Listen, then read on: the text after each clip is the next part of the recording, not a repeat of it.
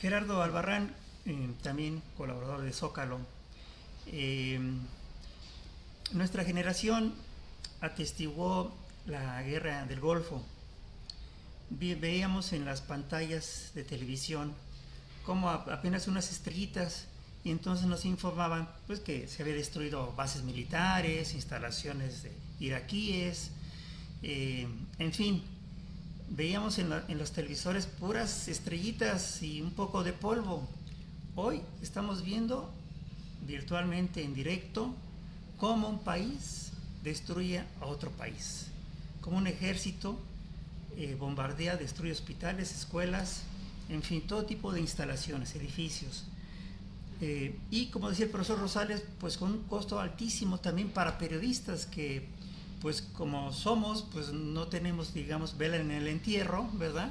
Y sin embargo somos parte de las víctimas, o el gremio periodístico es parte de esas víctimas.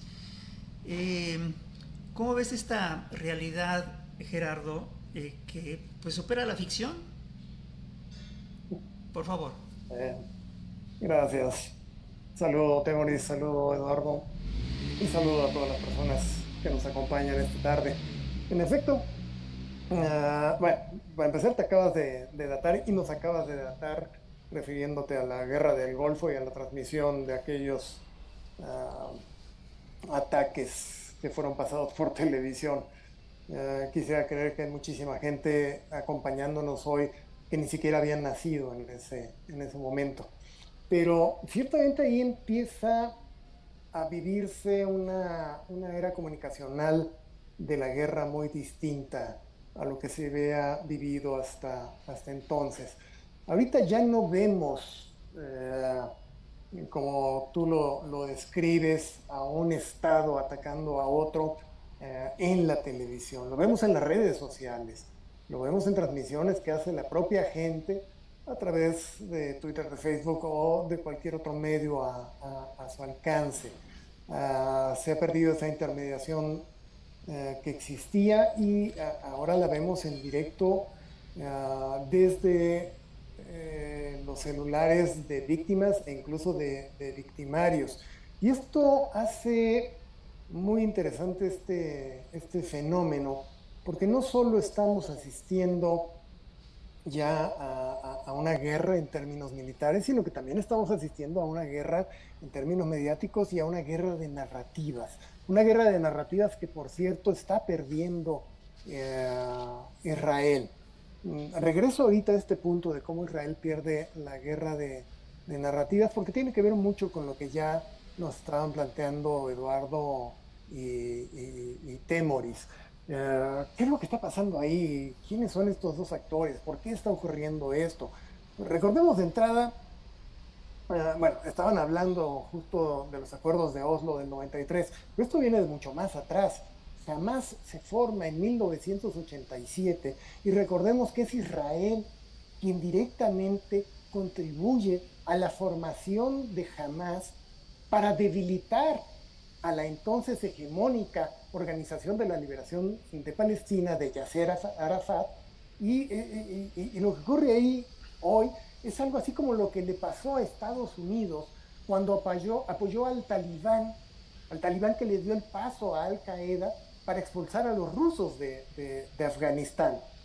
Jamás está luchando, sí, contra los acuerdos de Oslo de 1993 entre Israel y la OLP, porque estos acuerdos daban origen a la Autoridad Nacional Palestina y sentaban las bases para negociaciones que debían de culminar con la desocupación israelí de la mayor parte de Cisjordania y de Gaza, y eventualmente también a la creación de un Estado palestino en el que Yasser Arafat, que es el líder histórico, fue el líder histórico de la OLP, reconocía el derecho a existir de Israel.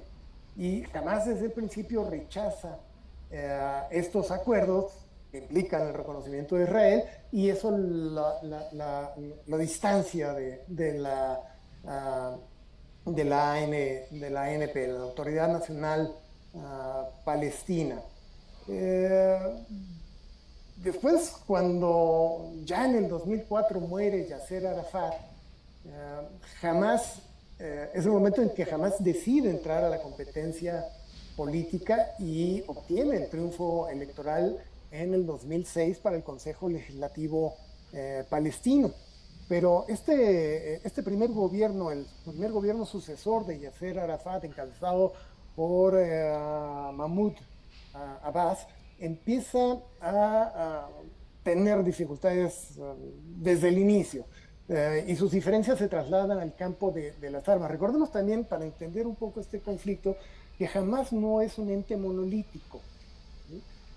Lo podríamos encontrar en tres facciones mínimamente. Uno que vive en el exilio, otro que es la parte que gobierna propiamente a la franja de Gaza, que es el brazo político, pero también este brazo armado y radical que es el que está actuando en este momento, pero entre 2006 y 2007 estas diferencias incluso provocan una guerra civil en Palestina y entre estas facciones de Hamas. Y esto es lo que hace que se expulse de Gaza la Autoridad Nacional Palestina y desde entonces Hamas controla de facto a la franja de Gaza, mientras que la Autoridad Nacional Palestina queda limitada a Cisjordania.